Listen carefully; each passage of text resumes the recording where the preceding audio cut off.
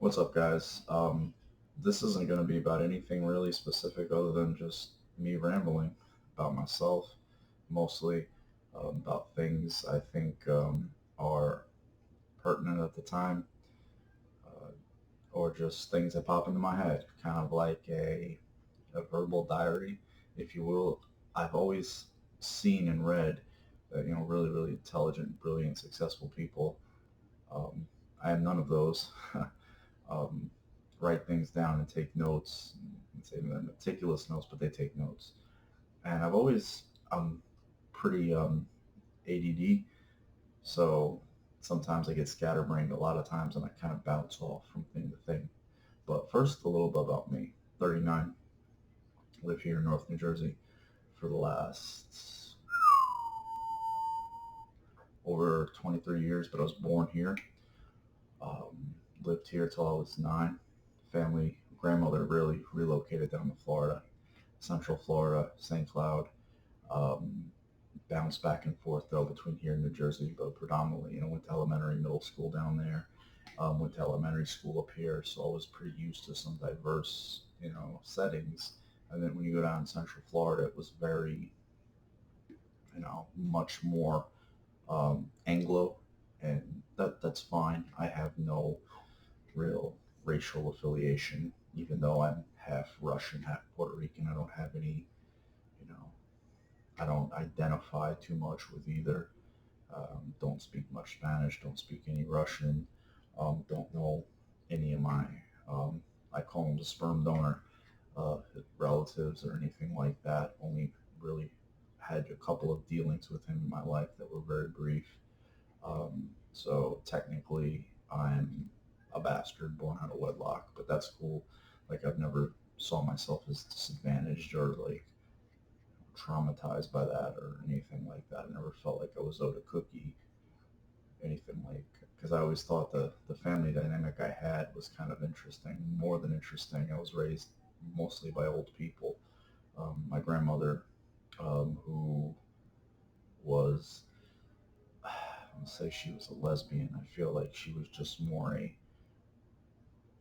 a woman who had been married to a Puerto Rican, uh, who was just, it's kind of the way of things in Latin America. It's like you, especially in the old school, you married your husband and you live the home life and raise the kids while the woman, you know, like you said, she stays home, she raises the kids, she keeps the house, she cooks the dinners, cooks and cleans, and the husband goes out and he does what he does. And but that's what you expect a man to do, and the woman has to be strong and keep the home going. And my grandmother wasn't really for all that. She was a more strong-willed, independent person who, she was born in Florida, lived in Florida, then, she moved up here after she got married to him, and she had 4 daughters.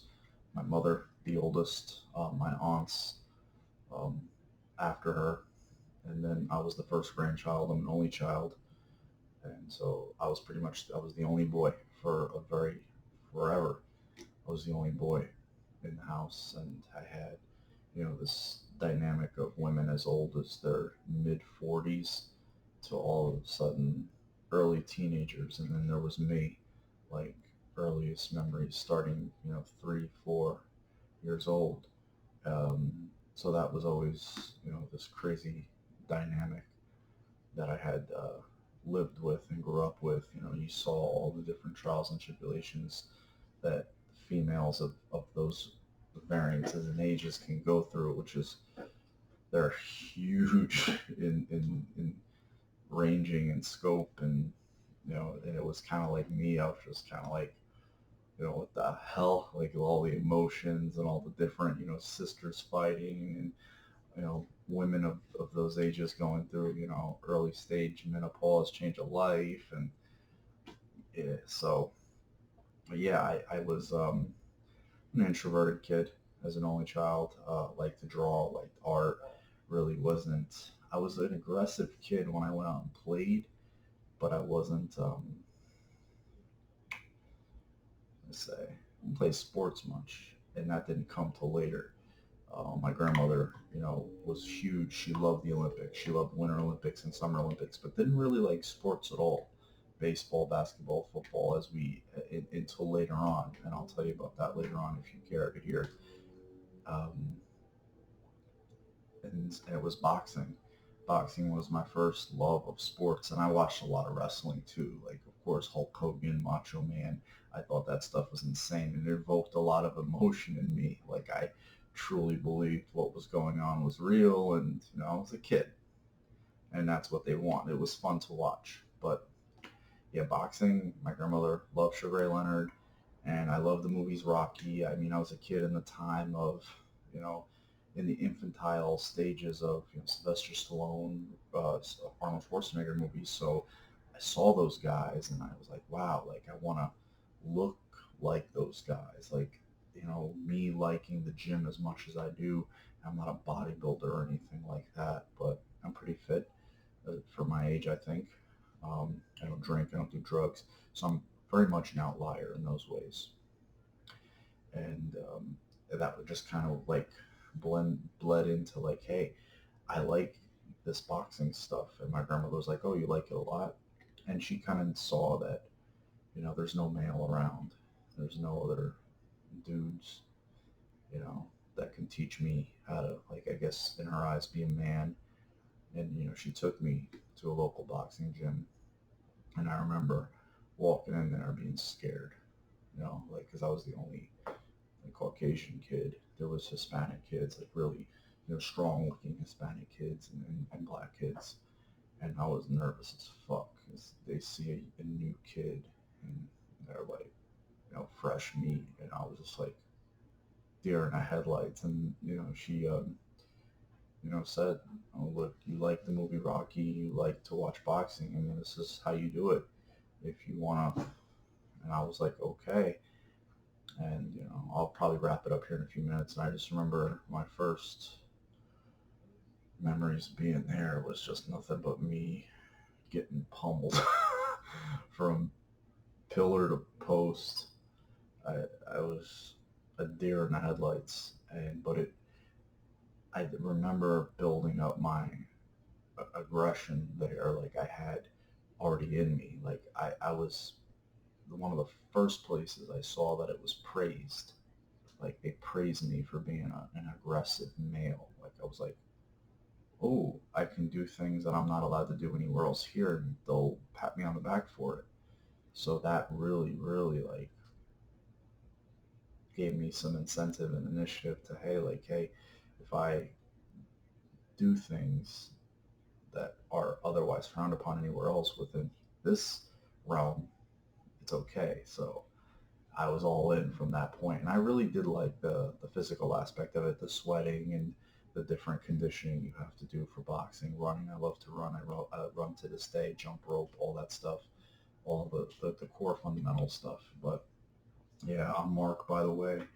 Um, I live still here in North New Jersey. Um, Pretty much not married, no kids. I don't know if I've already mentioned that. And if I did, I'm ADD. Really am. Borderline dyslexic too. Sometimes I mix up words, especially numbers. Math, I was horrific about. Never been arrested, knock on wood, but I was never a criminal of any kind. Never really wanted to be. Never saw the whole. I was also young during the whole first generation where it was alluring, the whole Scarface culture where it was like, the world is yours, and buying into that mantra. Even though I did, when I would come to New Jersey, or my aunt was here in Jersey City, and there was a lot of urban influence, way much more now than there is now. Much more of a ghetto, much more grimy, much more thug, much more hood, and it was another element of it's fight or flight when you live in that kind of street environment. And I kind of got, not to say soft, but when I was down in Florida, it was much more country, much more you know subdued, and not of what it was here, the Jersey City Heights, not by any means. But I'm gonna cut it off at 10 minutes. Thank you guys for whoever watched. I'll leave the comment section open for whatever, if people want to talk shit to me, they can talk shit. If people want to ask me questions, I'll gladly answer them. I'm not going to engage in any, back and forth BS. That's not what I'm about. I don't have a chip on my shoulder. I don't need to. I hope everybody's well. It's a crazy world we live in, and it's tumultuous time. It always seems to have been, though, that throughout history, it's one of the repeating trends of history I've noticed is there's always tumultuous things going on. I just think we live in a world now where things are so immediate, But I think this is fascinating. Like I couldn't fathom a world where I could do this when I was a kid, being almost 40, and now I could just come on here and talk to people and somebody around the world could see it. That's wow to me.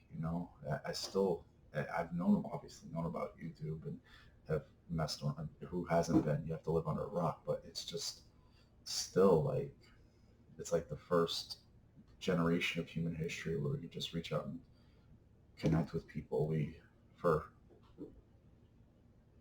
all of human history couldn't till now. And the phone does that too with apps and things. And I think that it's best not to squander it and use it for just petty hate, petty gripes and bickering and crap, talk shit to people. I just think that it's hard enough to survive this world. I think we should help each other survive it. I think that's what human existence is really about, in my opinion. And I'll leave on that note.